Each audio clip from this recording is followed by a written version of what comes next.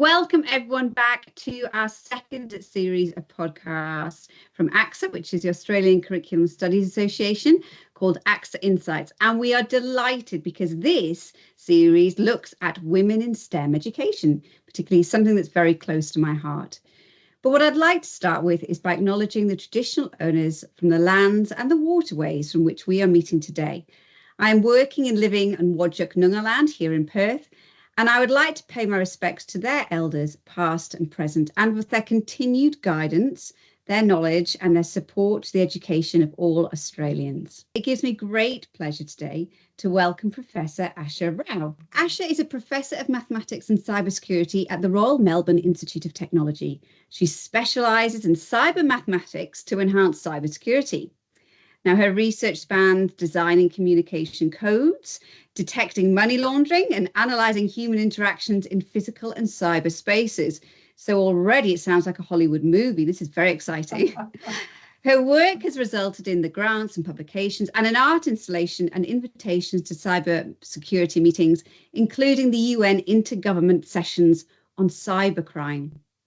Now, she started as a casual tutor at the Royal Melbourne Institute of Technology and then rose to professor and held leadership roles there, including the Associate Dean of Mathematical Sciences. Now, she is passionate about mathematics and gender equality, in particular in STEM.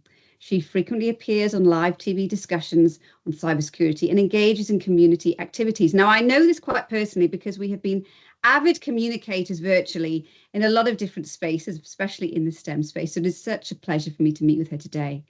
Now, she's been recognised for her contributions, as well she should. She is a 2019-2020 Technology and Science Australia Superstar of STEM, and in 2021, the Victorian Honour Roll of Women Inductees, and as well as in 2021, the India-Australia Science and Technology Developmental Award winner.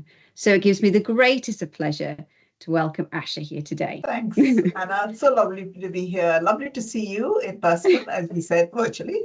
Yes. And so I'd like to acknowledge the people of the Woiwurrung and Boonwurrung language groups on whose unceded lands I am sitting today and every other day. Wonderful. Thank you so much. It's lovely to have us and understand where our context is, isn't it, and where we are across such a vast country and quite vast nation. Now, I suppose a question we always get asked as educators, but we've all started somewhere, especially in the education sector. But what were your motivations for getting into the education sector? I think my great-grandfather was a teacher. Yeah. And my father worked in a bank. Okay. In the bank, he was the principal of the staff training college. So even though he was in a bank, he was in teaching. And in many ways, I think the cultural background that I come from India, it was like a teaching profession is great. And I think once I got into it, I realized how much I enjoy teaching. Yeah, and I remember the other day I had to miss something and somebody said, "Oh, can you just get someone else to teach?" And I said, "No, that's my raison d'être for," I mean, I don't know if I'm pronouncing it right. No, that's being an academic. I know a lot of academics don't like doing it, but I do love doing it. Yes. I love making, So I remember last week, some of my students were making really cheeky comments. They went the 5:30 to 8:30 class with the first lecture or the lectorial, 5:30 to 6:30 in the evening. The attendance was really good.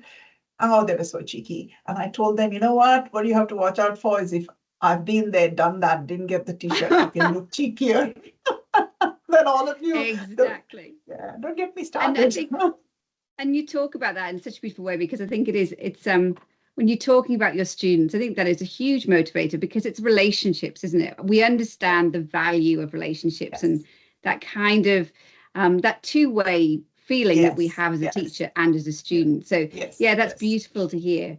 Now, as I've just said, it is wonderful to hear and see your passion and dedication to supporting women and girls in STEM through the whole journey. I know that the US often use the term the STEM pipeline, which is quite an unusual one because often you can also think of a pipeline having leaks and things along the way that you need to fix. But you work specifically normally in the tertiary sector.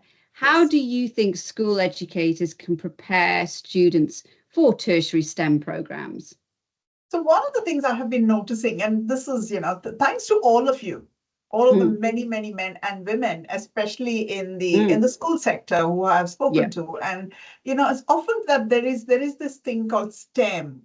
Yes. And it seems to be different from science, technology, engineering, mathematics. So in some ways I feel maybe we shouldn't I don't know how to put this. Maybe we shouldn't separate it out. Maybe we should, with everything we do, we need to point out why it is real. Yes. So it's not that this is something separate, it is like, this is when we are teaching science, you talk about how maths comes in. Yes. When you do technology, you talk about how science, maths, and engineering come in. Yes. Oh, it was interesting because we were having a conversation with Professor Linda Hobbs regarding this sort of similar thing. And she talked about that STEM wasn't generated for education purposes, and then that's what we've seen, unfortunately, STEM becoming like a curriculum area. As opposed to what you're describing there beautifully, is that idea is that actually it's kind of this beyond a being of which you draw bits from. So that makes a lot more sense. Now, I suppose education, many people just view it as when you finish at the end of high school, you finished it, but it's so valuable in the tertiary sector, and especially for research, I think. Now, for a lot of postgraduate research students who are wishing to pursue, say, research in STEM, but mathematics in particular, what do you think are some of the most important things they need to consider? One is you have to be prepared to self-motivation. Yes. That's the biggest thing required for research, is being able to sit there. I see my master's or PhD students, research students, 1 hour a week. Unless something is happening at this point, I'm trying to, there's a paper due tomorrow, so I'm commenting it. I rarely edit it as such. I don't go online and edit it. I'm giving comments, and there is almost a constant chatter on Teams between me and the student. So I'm telling him, oh, you're missing this, and you need to think about this. And he's coming back and saying, do I do it like this, or do I do it like that? So all of that's sort of and so I feel the most important thing about doing research is getting a good supervisor. Yes. I prefer the Indian word. In India, we don't say supervisor, we say guide. I don't know if this is still the case. That's lovely. But I had a guide. And I think that is it's a guide on this pathway of learning. Yes. And as someone like a guide who also pushes you into those uncomfortable spaces that you need to be put in. And I think it's a skill that we have to learn as we get into adulthood, is that self-reflection, but also being able to take and it's not criticism as such, it's that feedback, isn't it? And we can often see that, and especially, I don't know, I remember when I was in my master's, what was the one thing that you thought, I'm really passionate about this is what I love, and someone's telling me to rein it in and pull it back in. And I think that was one of those things that I really had to, and I was desperate, wanted to do a quantitative study, but because of the time restraints, and I remember just that feeling of frustration, as I'm sure you have a lot with graduate students, and that kind of with myself as well. It's as I get older, it gets less in this. You start to accept these are the boundaries. So some of the things I've learned is, if it's not under my control, I let it go. Somebody else makes a decision, that's fine. It's not in my control, it's not my decision, I'm not going to worry. I mean, it's easy to say it, of course, and you always have this this frustration, but I feel that you have the frustration and then you let it go. That's a beautiful way of doing it, and you're right, that does get better with age, I have to say. Now, you sort of reflected a little bit at the very start when you're talking about your own background, but maths and the way we approach maths is a continuing battle, and we see that especially from different cultures where maths is really held in quite strong esteem, and especially with teaching. But we also know that confidence in mathematical ability has an enormous impact of getting into the field, and we see that really especially with girls. I know I've got a boy and a girl, and my boy just goes at it, doesn't really care about anyone else's opinions of how good he is, whereas I've got a young daughter who within the first week said, I'm rubbish at maths. Like, it's a completely different narrative. And I'm really sort of keen to know from you, like, how do you think we might start changing this? Or I suppose we might be already changing it, but what do we need to keep doing to so change one it? of the things I've been doing is, the first year science degree here, there is a general maths. And so there are Right. students who have done maybe even specialists, right? Up to people who have done only further maths. So the whole scale is there. So what I have started to realize is the major problem is not really confidence. It's the belief that some people are find it easier. Yes. That it is easy for somebody else. The only thing, so what I tell them is I haven't come across this person. So I am sitting as a professor of mathematics. I struggle with maths. Yes. We Yes. all struggle with maths. Yeah. Maybe not with the stuff we're doing every day, but Yes. and that comes with practice. Yeah. But with every new thing, I struggle. And I was just talking to somebody who's, at lunch, I was just sitting there. I go down now to the common, sort of the street in the middle of RMIT. And I spoke to two different, a young female student and a much older. I mean, older in the sense he was like years younger than me, but was a fifth year student. So one was a first semester, first year, and the other one was a fifth year student. And for both of them, this is what I said, it is a struggle. So what should I say, take the challenge of struggling. 90% of the time, what I do doesn't work out. 10%, 10% or maybe even less, 4% it works. And that gives me the high to get through the remaining 95%. Yeah, it's interesting. I was reading a little bit about that, especially in the realm of gifted and talented students, where you see a lot of that in mathematics. You see a lot of children succeed very quickly, especially in mathematics, and just their general feeling that when they do come up to a hurdle, they would rather be seen as they haven't tried or they can't do it or they're not trying because they've got this pressure on them that they're really good at something. And if I just say, oh, I don't have to bother trying, it's sort of, and it was really interesting to hear that. And then similarly, what you talked about before about, the kind of pathway, I just heard on the news before, I hadn't really heard about it, the lawnmower parent, who is the person who's in front cutting the grass to make sure the pathway is clear for children. And I thought all these things, and it makes so much sense of where we're sort of sitting in today right now. But yes. Now, we know that for girls especially, the visibility of women in STEM roles actually has a really strong impact on the reasons why they choose specific subjects. They really connect on that very relationship based. How do we get more of that interaction happening so that connections are made and we give girls the best chance of success for the longer term? I think what we have to do is, this is the other thing I'm realizing is, and I'm as guilty of it as anybody else. So it was 2019, and the only reason I put my name, or 2018, the only reason I put my name up for the Superstars of STEM was because my executive dean, I was associate dean, the executive dean sent me the ad and said, get somebody to get your staff, female staff. We were 30% at that point. We are now 50% when I finished. But I went around, knocked at every single one of my colleagues, female colleagues, and all of them were like, not this time, I'm too busy, I don't want to do it. And I remember someone last year saying to me, it's not worth it if I have to apply for it. What is this idea? And women have it. And I'm as guilty of it. And now I'm starting to realize, no, we need role models. And if you will step up and put your hand up and say, hey, I'm a role model, in whichever whichever format, whichever forum, whichever whatever field, how do the younger people know? You can do all the connections. But it's one-on-one connections. One of me sitting there is I'm absolutely, and I say, be the one. If there isn't a role model, be the role model. And I think, I know in my interaction with you online, and as I was very lucky, I saw Sarah Chapman do a conference at Curtin University many, many years ago.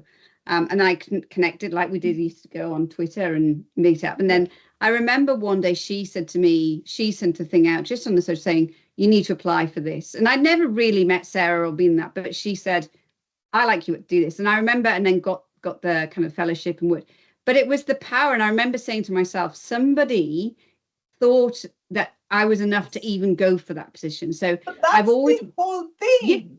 And I've always thought now, I've always said to anybody who I will then always make sure that if I see someone, I will put them up for an award, or I will actively, as soon as I see excellence, do that. And I always say to them, I'm putting you up for this award, but on the basis that you now keep your eyes open for the next person coming through. Like, it's not an end-all position. This is something where we will only get stronger, especially as females, I think, in that kind of, in that space, with helping one another. And we're lucky that we've got the pioneers like Sarah, yourself, Rachel Lear over here in WA. We've got some really strong women who are raising the bar and smashing that glass ceiling. And I don't know about others, but I know that when I got it, and people, when I got the Superstar of STEM, people are like, oh, did you have to apply for it? If you applied for it, it wasn't worth it. And I was like, I turned around, and I remember somebody saying to me the other day, saying, well, did you turn around and ask the person, did you apply for your position? Or did you just get it out of the blue? Yeah. And there is and you have to be in that position to showcase your work, to be able to make that connection. And it's not kind of, I think, personally driven. I think it's more, a lot of the time, it's a case of, how do I make myself better by getting what I'm doing into that space? Hugely.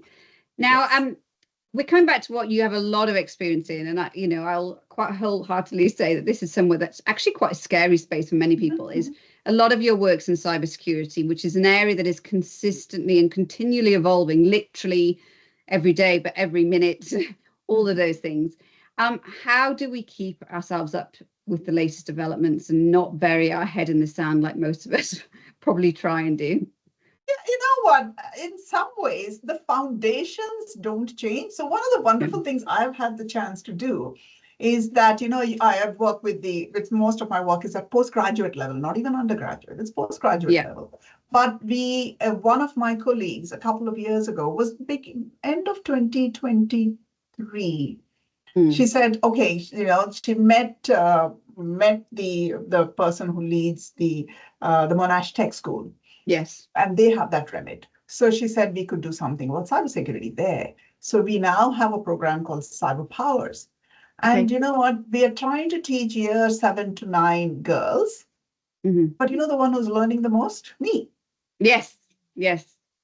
Like, for example, and now I do this in different venues. Wherever I can, I go and talk about things like, we don't have to worry about how do I protect everything. All we have to worry about is how do I become more aware of these things. Yeah. Like, for example, AI generated images. Just by teaching the girls and being with those teachers who were teaching those girls, and now I'm able to look at something and say, I think that's AI generated. Yes. I am fairly, very, very certain that's AI generated. I don't go to check it out, but that is the level of awareness we need. We don't need to go and become, sort of cyber warriors. We don't need to. It's quite boring. It's quite boring. And that's one, we're looking at, especially with young girls, especially in the social media space. We know that the AI generated images, what they're seeing, even the very basic when they started adding filters and what they're viewing, their own self-esteem is having a big impact.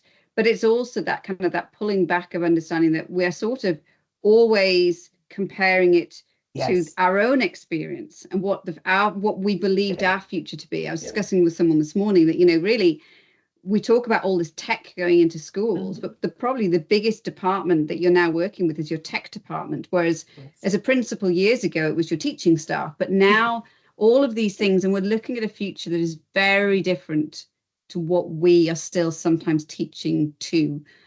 So what you're saying there, that whole thing about the skills, like you don't have to know it all, but your willingness to learn the skills is a real benefit. It's not only that. I go on, as I tell my students, I go on a need to know basis. When I need to know, I will find out.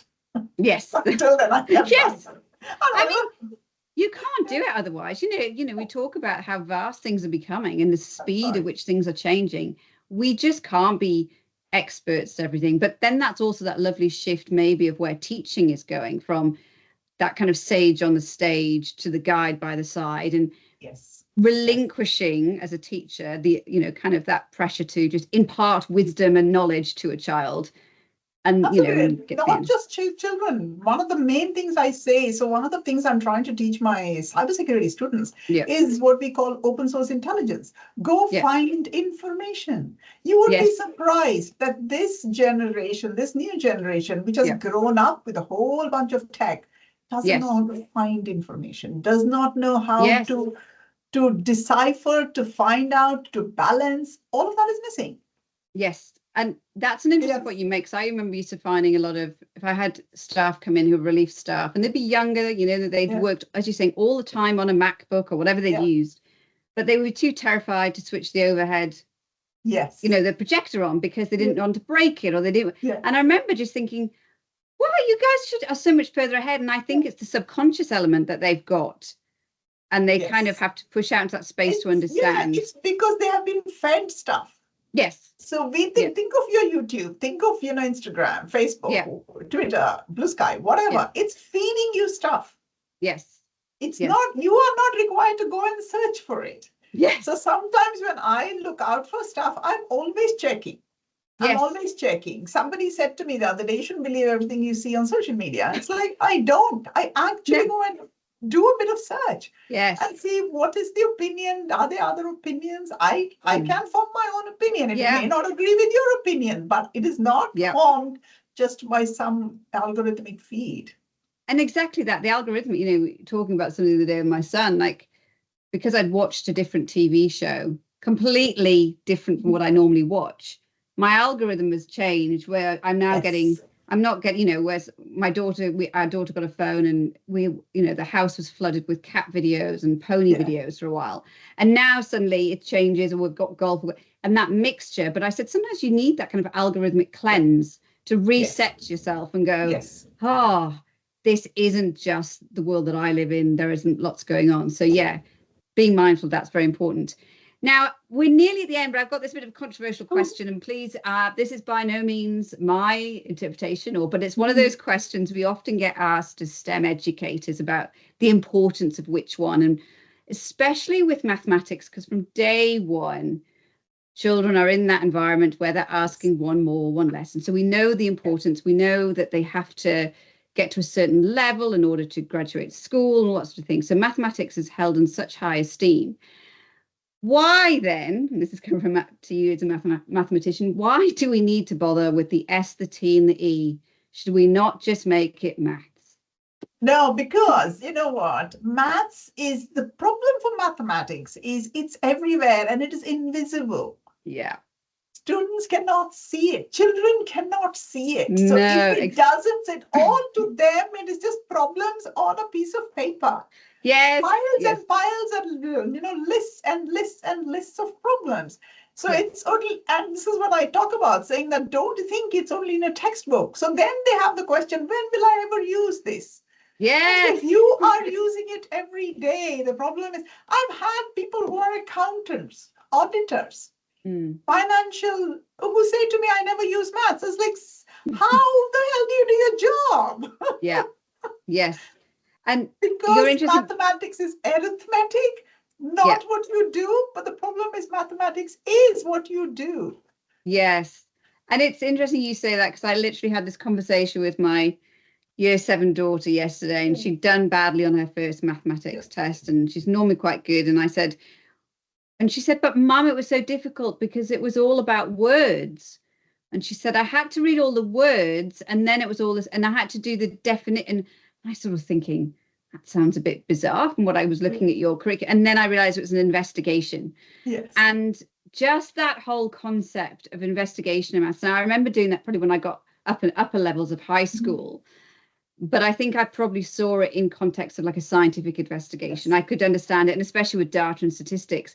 But it was just so, it was actually just wonderful seeing it through her eyes that she'd never thought those two areas would meet together. That number just numbers somewhere on the side. Yeah, I've just got to do these questions. I've got to get them right. And it's a kind of, it's a fixed viewpoint. And pushing into those spaces, it's quite unusual. Yeah. And so one of the things I do say to people to remind them that, you know, nobody is infallible. So I was, I think, in year 10, and I got cocky. I thought, you know, I can do this. And there was a test. It was 10 marks. I got a 6. Every other student got 8 or 9 or 10. Yes. And you can believe the insult that I felt. I felt so bad. Yes. But instead of saying I can't do maths, I said, this will never happen again. And the reason I got it was because I didn't practice. Yes. Yes. I didn't practice. You know, Thomas Alva Edison's, perspiration and inspiration, that 1% can come before or after, the 99% will never go away. Yeah. And it's very funny you say that, because I remember my year 11 equivalent, my first biology exam, I got 0%. And it wasn't even negative marking. I genuinely had not understood anything. You know, I still look at a glucose or sucrose model and get a little bit itchy. But I remember thinking, if my biology teacher could see me now doing all this work in the STEM, she would probably be absolutely shocked, because I just remember going, I can't do this. And I remember trying to avoid science as much as I could, because I didn't want to show face that I just hadn't understood what was going on. So yeah, that's a lovely thing for you to have that same feeling. Because I remember thinking, I've always felt such a fraud at times, thinking I'm teaching this subject, but I myself didn't do very well. But that's okay. Yes, exactly. Comes, and I still remember doing, and I'll tell you this. So it was the final year in the third year of my degree, and there was a maths exam, and we were talking about, it was algebra. Yeah. Right. I knew how to do it, but the final understanding was not there. Yes. I got a 99 out of 100. Okay. And I wondered, how the hell did I get that? And then 4 years later, I went and did a pure mathematics master's degree. And I saw algebra again, and it was like, oh my God, why didn't I see this before? Yes. The beauty suddenly, and sometimes, and often in science, in mathematics, you have to see it more than once before it clicks. So you can be technically good, like I was, or you could be technically bad. Yeah.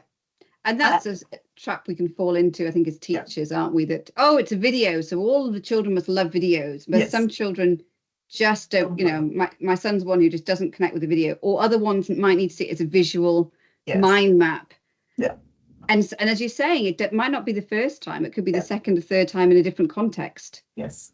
Where all the parts together. And I know one of the things is becoming a superstar and having to talk about these things, and, you know, putting myself out there to talk to all of you, to everybody else, is when I started seeing things, you know, really seeing things. Yeah. My eyes were never, I was never blind. I mean, now I wear glasses, but I've always seen things, but I've not seen things. No. Yeah. Then I saw things, and it's like, oh my God, the mathematics that is out there is mind-blowing. And that's what I'd say, I think I've loved about following your work, Asha, is that, you know, as I said, I think before we went on this conversation, is that the fact that you have shown such an invested interest from the very early years mathematics through to where you are, so that you have that holistic understanding of what is the fundamentals that are being taught when and where. And as we, you know, and that pipeline is maybe a good analogy, because you then understand what the person before you is doing, what the person next in the chain is doing. And we don't get into that kind of common thing, or they didn't learn it at primary school, that's why we can't do it, or we didn't get it taught in this school. So I think that is just that you're such a shining example to all of us. I think that whatever our specialty is, whatever our love is, to see that picture and see the child's journey from the very beginning to those adults, and how they can do it. You know, some of these, when you say that, and as I look back at, you know, so I'm cybersecurity. I'm a cybersecurity specialist. I sit there as an expert, and I've been doing that for like 20 years now. I've been OT. So getting onto social media was one of the hardest things I did. Yeah.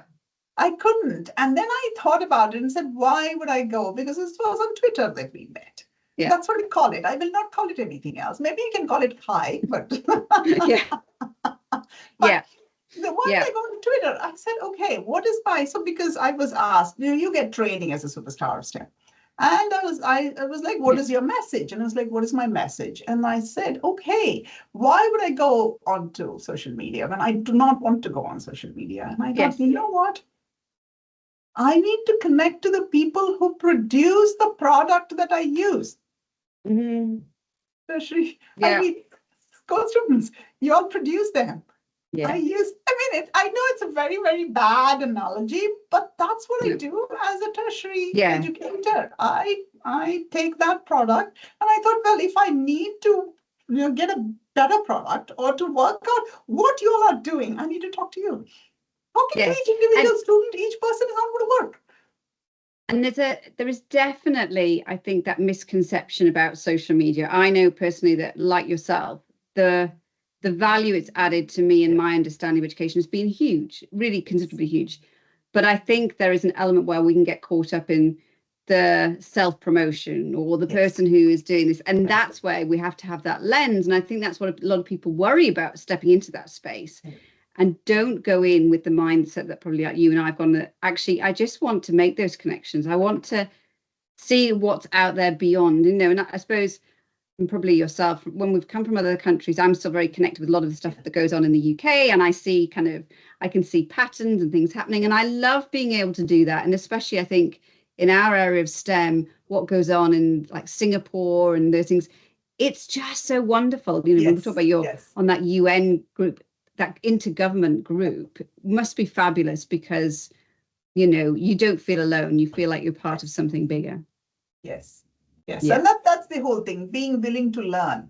Yes. And I still remember, when I first went on this, I think it's like gambling in some ways, that addiction to the likes and things like that. And I remember I was like, it would be great if I could really go viral. And I remember there was one tweet of mine which got about 1,000 likes. And I was like, oh my God, no, I don't want this. I do not want to go viral. Yeah. This is not my aim. And now when I'm very careful with what I post. Yes. I don't post anything which could be controversial, because I don't want to go viral. And you don't seek that discussion in that environment. It's not a safe environment, is it? Those kind of things. Yeah. But it is a lovely environment to see what's going on, but also to, as you're saying, to make those connections and get excited about what other people are doing. I mean, I love that when you see something and you go, oh, I'd love to try that, or that looks great. I wonder how they've done that. It's been really positive.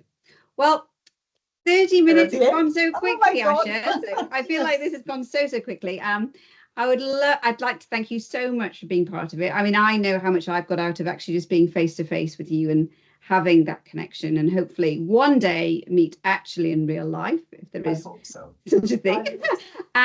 But I'd like to thank all of our listeners here today. You've had the pleasure of an absolute superstar in many ways, in all the ways, which is Professor Asha Rao from the Royal Melbourne Institute of Technology. And if you would like further details of all of her work, we will be dropping some links into the comments of the podcast. Thank you very much, and we look forward to listening again soon.